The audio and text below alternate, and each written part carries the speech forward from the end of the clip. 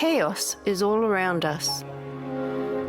It rises fast, crashing through our days, flooding our thoughts, sweeping us away from the safety of the shore.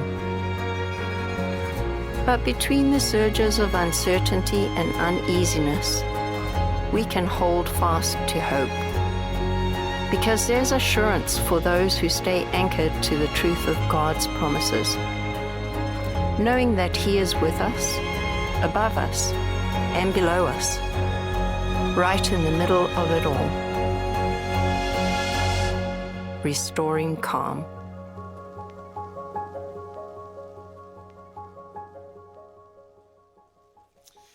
Well, good morning, everybody. I'm glad you're here. With the weather outside, I thought it might just be me here on Sunday morning. But you did not let me down. Welcome. If I haven't met you before, my name is Grant. I want to remind you, this is Pentecost Sunday. We're going to be celebrating Pentecost tonight at 6:30. If you'd like to come and join us, we're doing a special evening service. We'd like to invite you to come and join us. Let me start with this. God loves gardens. The story of creation at the beginning of the Bible starts in the Garden of Eden. Throughout the book of the prophets, there's a common theme of God turning deserts into places where new life grows. Isaiah 41 is full of God's promises. It says, I will make rivers flow on barren heights, springs within the valleys. I will turn the desert into pools of water and the parched ground into springs. I will put in the desert the cedar and the acacia, the myrtle and the olive. I will set junipers in the wasteland, the fir and the cypress together, so that people may see and know and consider and understand that the hand of the Lord has done this, that the Holy One of Israel has created it. God creates places of beauty and color and life where there used to be nothing, and there's more. When Jesus was facing the most profound challenge of his life, he ran to the comfort of his Father. Where? In a garden. Jesus was buried and rose again in a garden. And at the end of the Bible, the story of this chapter of world history culminates in a heavenly city, and in the center of the city is, guess what? A garden. I've got a little plot of dirt in my backyard. It measures about 8 feet by 12 feet, and I plant it every single year, in spite of the fact that as far as gardens go, it's a complete train wreck. I usually plant too much stuff in the square footage, and I don't care. I love putting stuff in the dirt and pretending it's supposed to look that way. My garden is not rows, it's more like clumps, okay? I don't get much out of my plot of dirt. In fact, I could probably get its equivalent in a 10-minute stop at the produce department in Safeway, but I do it anyway because when I pick that one radish that survives and I bite into it, I feel like the king of the vegetable world. Why do I do it? Why do I plant and weed and pick? Lots of reasons. It slows me down. I relax when I've got my hands in the dirt. I like the posture of kneeling. It keeps me grounded, literally and figuratively. Reminds me of the best piece of leadership advice I ever got from my good friend, Garrett Byman. He said, Grant, never get too far from dirt. I do this little tiny agricultural pursuit because of the spiritual lessons that I learned. Do you remember the virtues from last week? One of those virtues was patience. Gardening requires patience. You can't make a seed hurry up and grow by yelling at it. Doesn't work. You have to trust that under the ground, in the silence, in the invisible roots, that something is growing. Well, my friend, spiritual growth requires patience too. You don't become spiritually mature overnight. In fact, maturity comes through trials, through getting it wrong. It happens when you go through seasons of dry and seasons of flood. It develops through learning that it's not your strength that gets you through anything, but a loving God who gets you through everything. And all God's people said. So why are we talking about seeds and growth and garden plots? Because 1 Corinthians 3 says this. I, being the Apostle Paul, planted the seed, Apollos watered it, but God's been making it grow. So neither the one who plants nor the one who waters is anything, but only God who makes things grow. The one who plants and the one who waters have one purpose, and they will each be rewarded according to their own labor. For we are co-workers in God's service. You are God's field. Did you see the point there? God makes things grow. Your food, your knowledge, your business, your wisdom, your acumen, your hope, your faith, your trust, your godly relationships, your joy. You may think you're making them grow, but it's actually God making them grow through you. Your love for people who are far from God, your capacity to find purpose in your pain, your desire to serve, your willingness to give up your compulsion to judge people, your ability to forgive. God makes things grow. He expands your capacity. How do we know that everything good in our life is because of the growing that God does? John 15:5. Jesus said, I am the vine, you're the branches. If you remain in me and I in you, you will bear much fruit. Apart from me, you can do nothing. Let me add another element to this little narrative here. Jesus often used agricultural pictures in his teaching. And following that example, the Apostle Paul says this in Galatians 6:7. Do not be deceived. God cannot be mocked. A man reaps what he sows. I'm not sure why, but I always saw this verse as just one-sided. Looked at it negatively. You plant bad stuff, you're going to get bad stuff in return. You put out evil thoughts are going to flood your brain. You gossip, people will gossip about you. You put anger into the soil of your life, and you're going to have angry people being angry at you all the time. If you sow road rage, you're going to have people honking and cutting you off and flipping you off. And that's actually true, right? That's the way life works. But there is another side. You can also choose the opposite. As a follower of Jesus, when faced with the opportunity to start a fight or end one, you can actually choose to be the peacemaker. When you so badly want to return the bird to the car in front of you, you can just wave and bless back.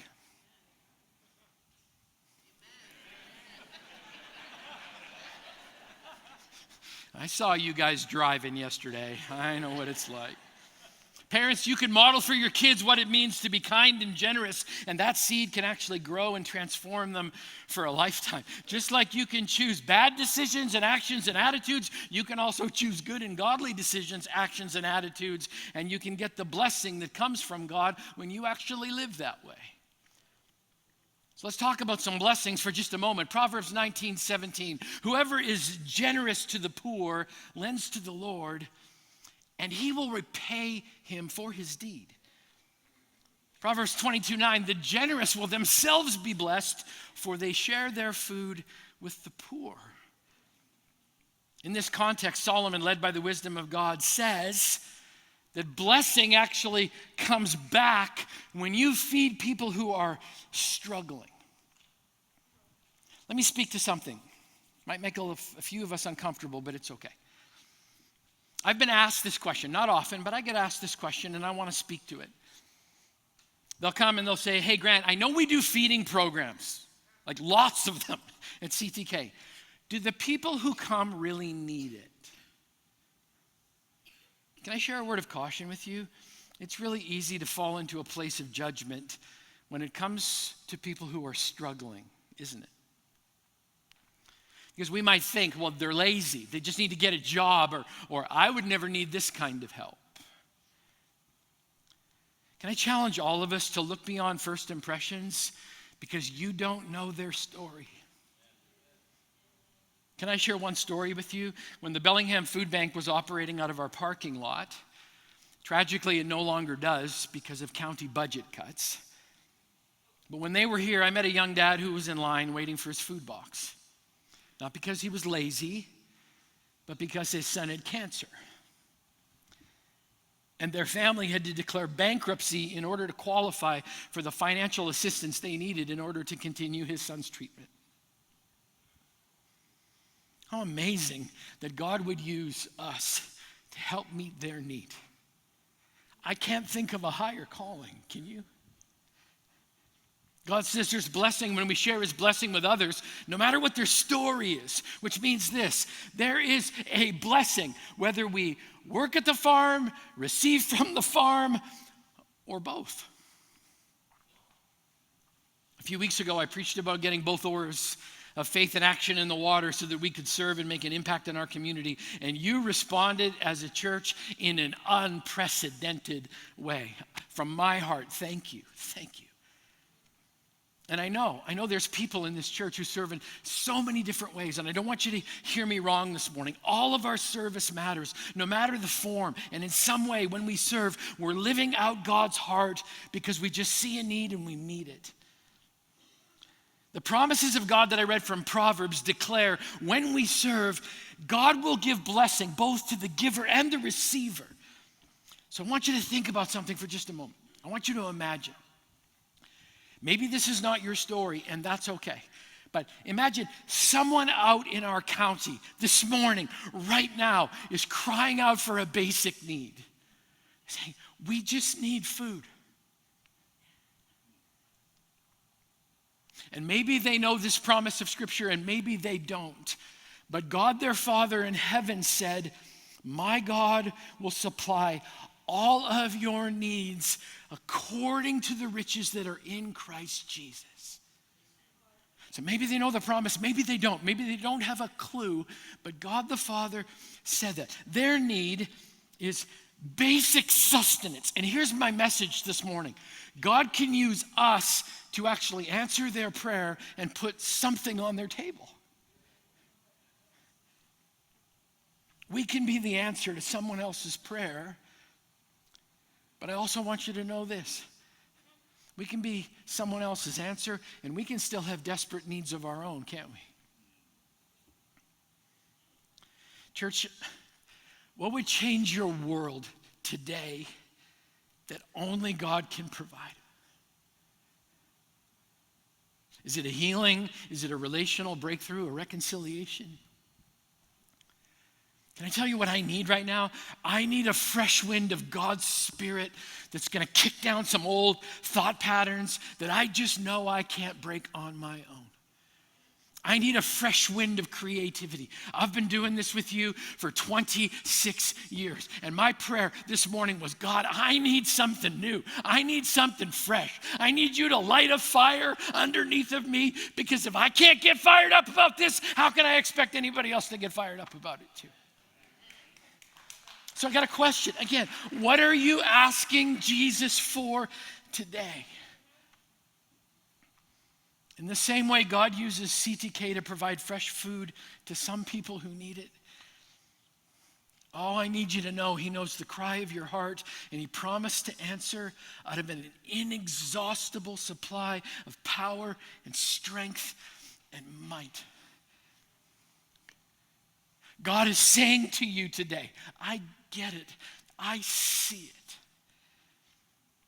He's saying, I know how you've driven your roots down through hard ground with prayers in the middle of the night. I know how you've watered the ground with your tears. I see you. And even when it appears that nothing is happening, you're growing, because instead of trying to meet your own need your way, you brought it to me, and I promised I'm going to fulfill it for you. Brothers and sisters, every need, big or small, it matters to God. At the end of the sowing and reaping verses, there's a beautiful encouragement. We're going to complete the story. It's interesting. Be not deceived. God is not mocked. A man reaps what he sows. And right in the same little section come these words. So let us not become weary in doing good, for at the proper time we will reap a harvest if we do not give up. I don't care how many times you've asked God for your need, ask him again. Don't give up. There is a harvest promised to you by God himself. Verse 10, therefore, as we have opportunity, let's do good to all people. So one of the ways that this church honors these promises is through our passion to feed hungry people. We've held this conviction since the day Christ the King got started. We still hold it today.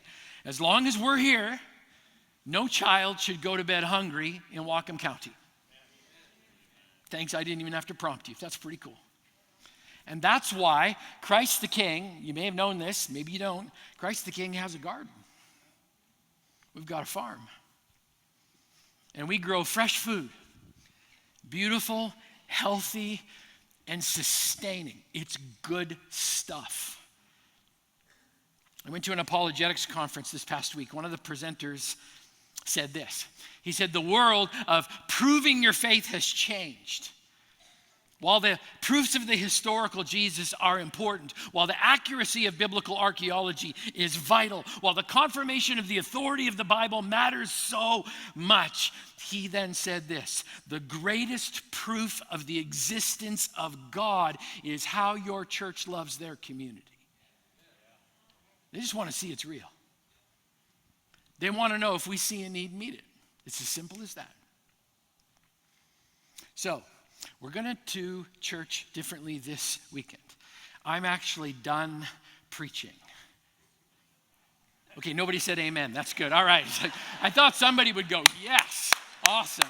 We are outside, okay? We're going to do church differently this weekend because this is what we're going to do. We're going to show you a beautifully engaging short film that was actually over a year in the making. I want you to know if you're a part of this church, if you pray, if you serve, if you give, then you are a part of this amazing gift that we give to our community called the farm.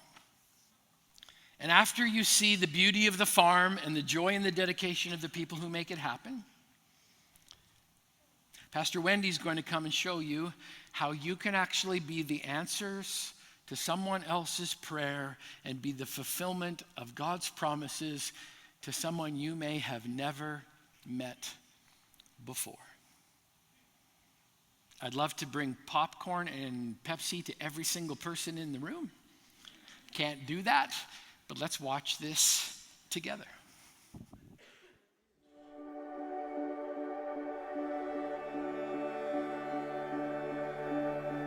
Christ the King Community Church lives out God's command to feed the hungry through our food share and farm ministry that shares non-perishable food and fresh produce with food banks and meal programs all over Whatcom County. We do this to bring hope and help to those in need, and also growth and community to those who serve.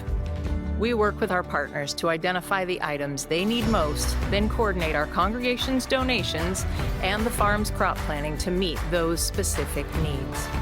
It's important to us to mirror the way Jesus served, meeting people where they are, building relationship with an approach of humility, love, and generosity. Our farm sits on 4 beautiful acres of donated land, where our volunteers grow about 100,000 pounds of fresh produce each year to give away. The farm team not only plants, weeds, and harvests all that food, they also host field trips, tours, and service groups throughout the year. The CTK farm is good soil for growing food, but also for growing our faith. The friendship and camaraderie volunteers experience as they sow seeds of prayer, sacrifice, and friendship result in an amazing harvest of blessing for the community and for our church. We are Christ the King Community Church, and we love to share food and the love of Jesus.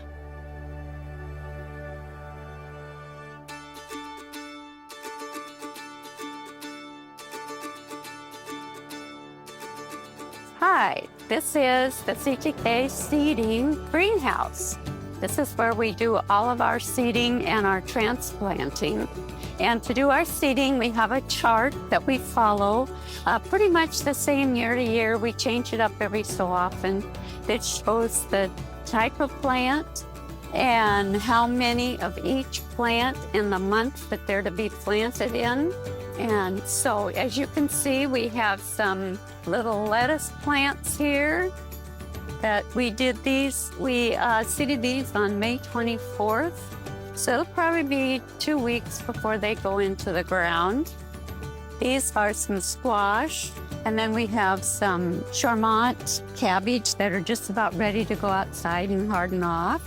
Usually in the spring, all these tables are totally covered. We have the back area where the tomatoes are totally covered. Greenhouses are full. It's just a real experience to come in here in the spring. And I just love what all this is doing. We're just being the hands and feet of Jesus, providing for his people down here that don't have food, because there's a huge need for food in Whatcom County. Hi, my name's Kathleen, and I do lots of jobs out at the farm, but today I'm filling pots. Everything that we grow here at the farm, we start from seed. And we start them in seed trays, and when they get big enough, then we put them into 4-inch pots. So all these pots have to get filled with soil, and these big bags over here are where our soil is. And pretty much it's a time-consuming job, but it's, you know, a fun job, and I like doing it.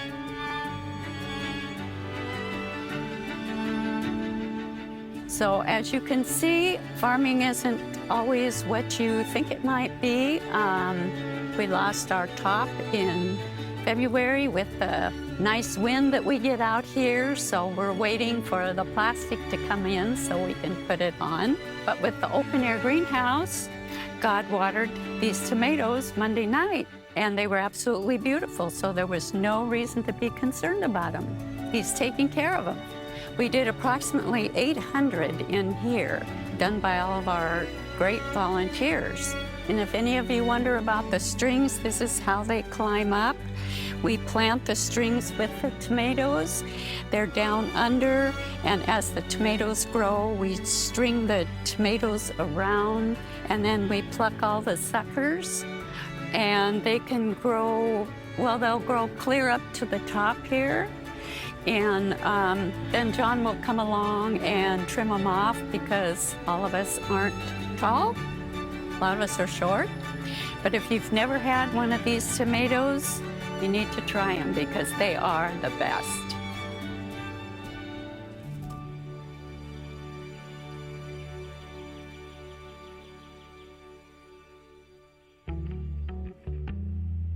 Hey, I'm John Williams, and I am sort of the farm manager for out here. I've been here 14 years. This is my 14th season, and so I kind of overlook the whole process.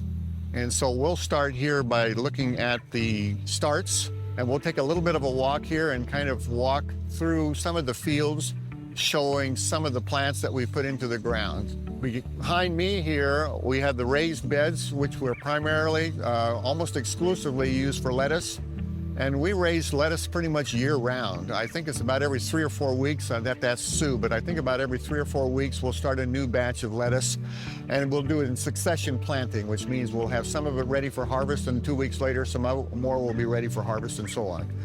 And we've kind of focused in on 3 specific varieties of lettuce because they've been very successful, and our clients really love them, and they grow well out here. So we do have a little bit of romaine lettuce, and then 2 different kinds of leaf lettuce. We do have zucchini behind us here, a little bit of summer squash. Behind us here, we have our beans, our green beans. So they're starting to get flowers on them now, so probably in about 3 or 4 weeks, we'll be able to do some harvesting. The process sort of out here at the farm is we do planting in the late fall, winter, so that helps us determine, based upon our client input, about what we need to grow. So then, based upon that, we will order the seeds that we need, bring all the seeds in, order the soil that we need. That comes in early January. And then around March, we have a full chart, specific chart that tells us exactly what to plant, how many to plant, of what vegetable for each week of the spring. We are about through with the planting part of it. We probably have 1 more week to go. You can see an open field back here, which we'll plant our peppers in. So that third of our season is kind of over, the planting part of it, and now we're into sort of the weeding part of it, merging into harvest. Probably in about a week or so, we'll start harvesting some cabbage, and that will begin the harvesting part of the year. So we kind of break it up into 3 different sections, or 4 actually. We do the planting part, we do the planting part and the seeding part, then we do the weeding part, and then we do the harvesting part. And of course, they all overlap. Behind you see some sweet peas. So we grow a couple of rows of those, and those probably a couple weeks away from harvesting any of those. And also the cold crops, which is cauliflower, broccoli, and cabbage. We will wait until about September, and then we'll start another batch then for the fall crop, because they don't do well in the hot of the summer, but they do well in the fall. Behind us then is our outdoor tomatoes. I think you've probably already seen we do most of our tomatoes indoors, but about half of it. We do about half our tomatoes indoors because of the Pacific Northwest. It's a little more difficult to grow tomatoes outside. But we do have about 1,000 plants outside here. You see 7 rows. We just planted most of these about a week ago, and to get those ready, and then we'll start harvesting those in about a month or so. And then we also had a request a couple of years ago to plant some tomatillas. And so we never grew those before, but it turns out we can grow those here. And so we have 2 rows of tomatillas here. And I don't know if you've ever seen any. We can focus in and actually see a picture of one. So here you see the actual tomatilla plant.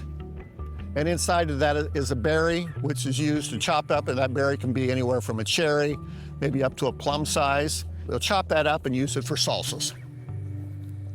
So that's pretty much everything, other than the broccoli behind us.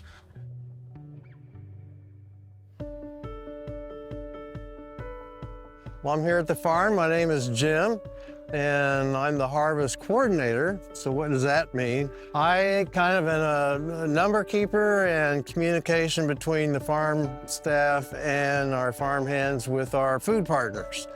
We go around and have face-to-face meetings with our partners at the beginning of spring so that we can get to know if they've got changes in their organization, their management, and their needs. The beginning is just trying to figure out how many people and what quantities of various produce can go from here to them. One-on-one, it's kind of easy, but you get up to 12, 15, 18 participating partners, and the ambiguities of what's really going to come out of the field up front here. While it's easy, you got to be constantly amending as you go to say, oh, we got more of this and less of that. It's taken some time to develop those relationships, but this year it's kind of exciting because I'm getting to work with people second time, some of them for the third time. The dialogue back and forth goes beyond just, can you take 6 crates of this and 6 crates of that?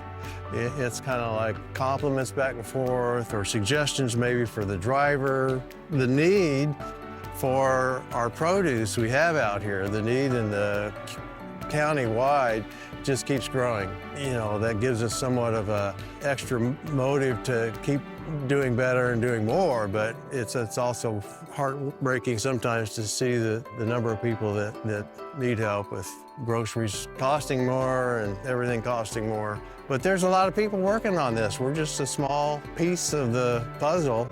Our partners, a lot of them are food banks. We also work with a few of the schools in the area, a couple churches, and other service agencies that are just involved.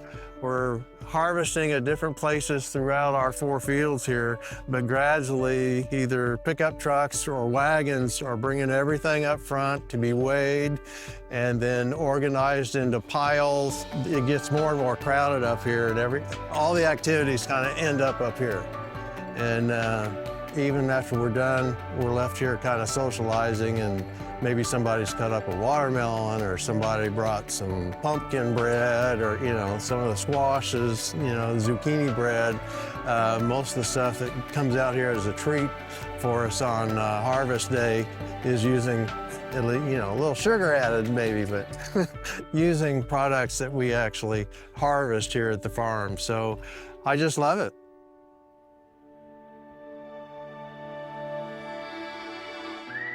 Hi, my name is Brian. I'm one of the drivers here at CTK for the farm. I travel out to Everson, and then I shoot over to Maple Falls, and then come back west to the Linden Hope House.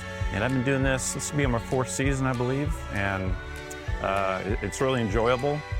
It's a nice getaway from the daily life. It's nice to meet the folks that are running the food banks. Amy out in Everson, she loves the Seahawks, so she and I talk Seahawks, and then I run out to Maple Falls, and I work with Daryl Hirschkorn out there. And it turns out that his oldest son and my oldest son used to play baseball together, and so that was kind of fun to meet him for the first time. And we talked baseball and football and catch up on all the sporting events and the grandkids and whatnot. And then I shoot out to Linden, the Hope House, and they have a small operation out there, and usually just have crates of food sitting outside on their dock that people come by throughout the week. People super appreciate the food. A lot of these places have canned foods and dry foods throughout the year, and they see us coming late summer, early fall, and just can't believe how good the produce is and how well it's grown, and they're just super appreciative. It's been a thrill, it's been great, and I continue to do it for as long as I can.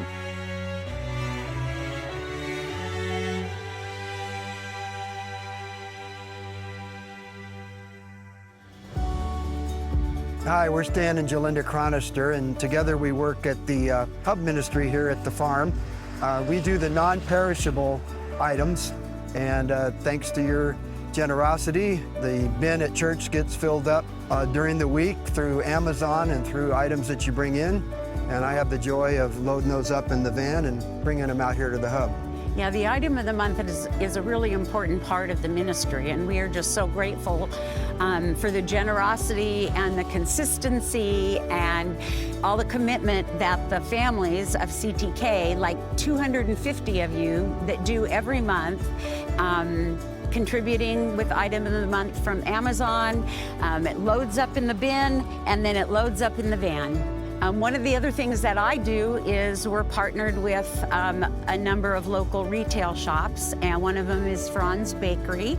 And I go every Monday and I pick up extra leftover surplus bread from Franz, and I bring it here to the Hub. We put it in freezers, and then later in the week it is sent out to a number of our partners. And that's such a blessing, because then our partners get to distribute it to the families that they support. One of the things that's really changed since I've been here, and thanks to Jolinda along with Faith, is really expanding who we send things out to. It all started with sending out lettuce and potatoes to people, and now that we're getting all the non-perishable items, we're able to combine those two, and many of our partners just love having the non-perishables and the items that come out of the ground. All right, now here's the part where we load it and start bringing it into the Hub.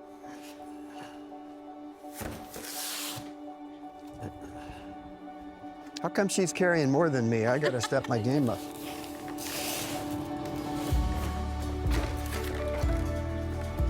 So what we get from Amazon is the item of the month. This month, the item of the month is canned protein. So as you can see, we're getting cases of tuna, Spam. Once you get here, we count them, place them on the shelf, so that when it's time to go out, everything is neat and orderly. I've already put away items that aren't item of the month, which are here on the other side. Lots of cardboard recycling. Yeah. Spam! All the Spam fans will be happy.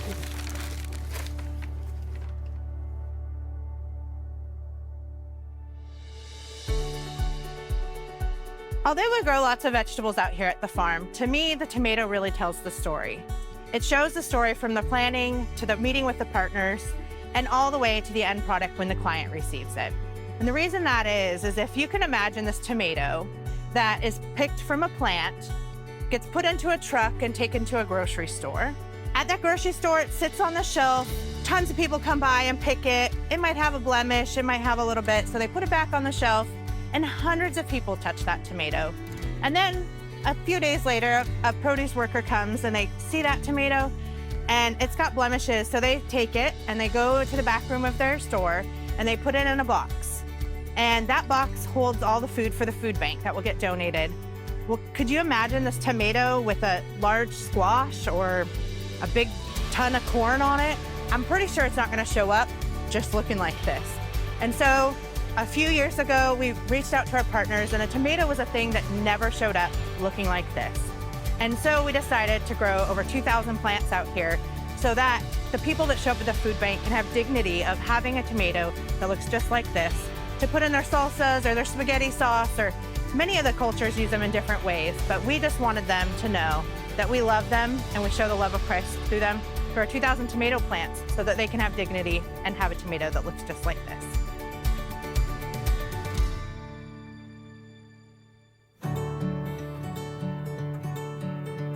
Hello, CTK family. My name is George Joseph. I've been volunteering here for about 3 years now. Just enjoy it totally. This is hallowed ground to me. I come here for the fellowship. I come here knowing that I'm helping others in our community. But there's a great group of people here at CTK that just love on one another. And when we're together as a family working, it's so simple. You know, many hands make light work. I think the farm matters because food matters to people. The farm matters because just look around. The farm matters because God's called us to feed the hungry. The farm matters because it's filling a need. I think the farm matters because all people matter, and we have been overly blessed and we need to share. The farm matters to me because this is God's garden. He asked us to have this garden for him so that we could give food to the hungry. I love the garden because we grow wonderful produce that we can give to people that need it. The farm matters to me because it builds community at CTK. The farm matters because there are people like me who aren't extroverts and won't fit into greeting people at the church. And so this is a great place for us. And if you like to be outside, it's awesome too. Farm matters because we're caring for our neighbors. Hey, the farm matters to me because it's my way of giving back to the community. Farm really matters because it helps us connect with the community and those in need, and there's just a great bunch of volunteers working out here. The farm matters because Jesus said to feed my people.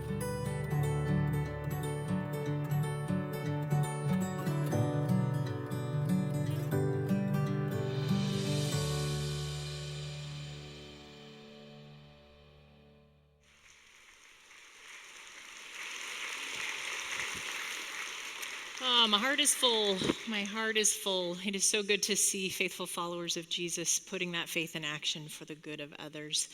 We were so excited. This weekend's been coming for a long time. This was a long project in the making, but we wanted to give you a bit bigger glimpse of what happens out at the farm through God's people.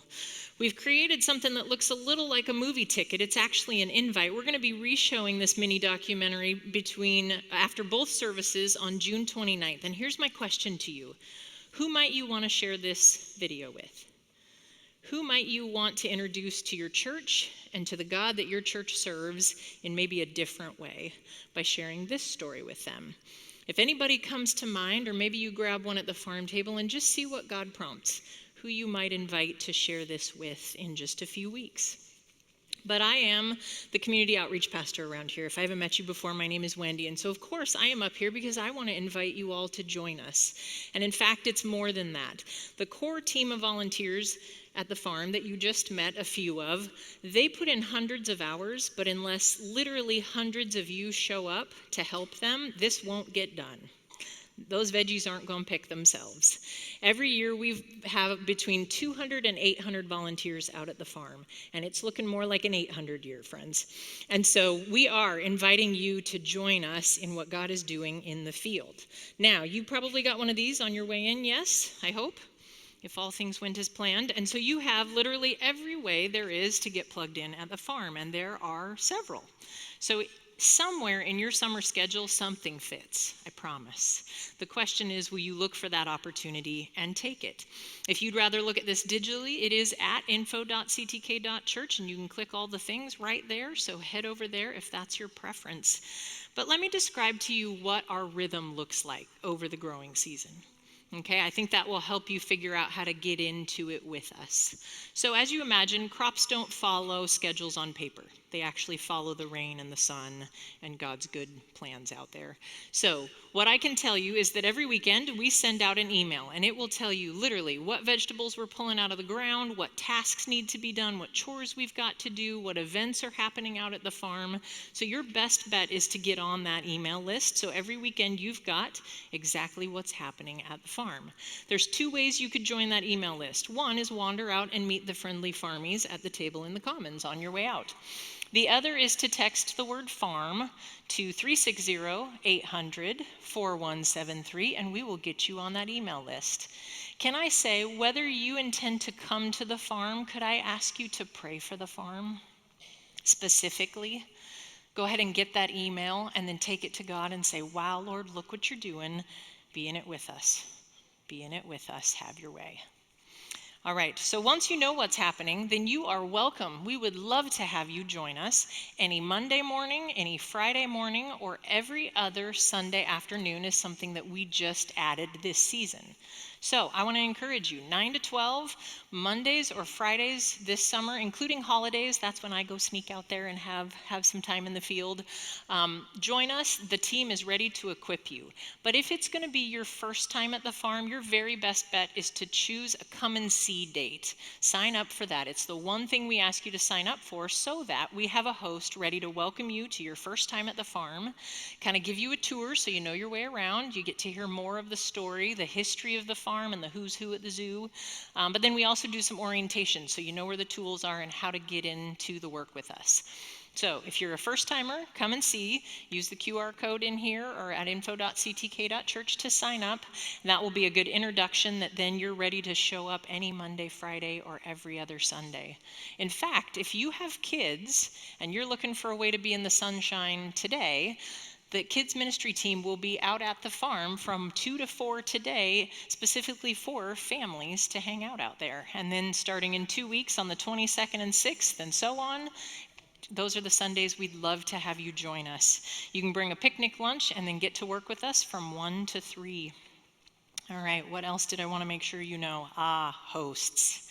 So friends, the word is out about our farm. Over time, we have had more and more requests for the community to come see what we're doing and to be a little part of it. For example, last Tuesday, we had 150 second graders trundle on over on buses from Irene Ryther Elementary School. They did a field trip with us out there. And the very last event of our season where we welcome the community is the Sustainable Connections Farm Tour. We are the only non-commercial farm on that farm tour, and we have about 200-300 people come see the farm. There's 50 events already on the calendar between those two. So here's the thing, friends. The farm team that you just watched, they can't keep all of that running and organize the hundreds of volunteers that we need and host all those events. You see how that's going to get tricky. So I'm actually looking for 8 to 10 of you who are friendly, who can learn some basic information, and who are willing to practice with an experienced host and then start hosting your own groups. Again, there are more than 50 groups coming. They're from little tiny 8-person field trips, high schoolers, we've got young adult times, we've got all manner of groups, group pick and picnic, small group Bible study groups. Could you help us host? Could you help us harvest? Those are our 2 main needs out at the farm. And you have everything you need to do either of those with us here or at info.ctk.church.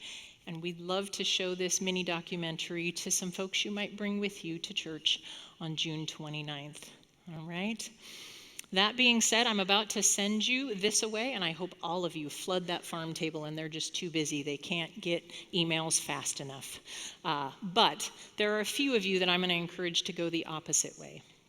If you are bearing up under something that is too heavy to carry alone, God tells us that is when you reach for your church family. So if there is anything, we could join you in prayer. We could pray with you. Our prayer team will be up here. And if you are online, submit that prayer request at prayer.ctk.church, and the prayer team will be praying over that, as will our pastors.